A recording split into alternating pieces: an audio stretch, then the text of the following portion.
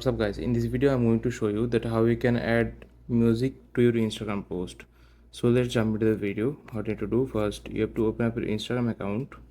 So after doing so, what you have to do, you have to click on your profile. Then if you want to add a post, you have to click on plus icon here.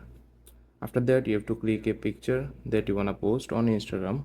Then you have to click on next. So after doing so, what you have to do to add a music to your Instagram post, you have to click on browse option here.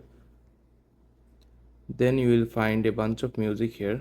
So if you don't like this music, you can search any music, specific music that you want on your post. Then you can add them just like this, and then you can scroll a little bit to add the main portion of the music that you want, that you like. Then you can click on this option here. Then you are ready to go. Now you can click on next and post this picture with music on your Instagram. So this is how you can add a song or music on your Instagram post. I hope you find this video helpful guys. Please leave a like on this video and subscribe my channel for more video like this. Peace.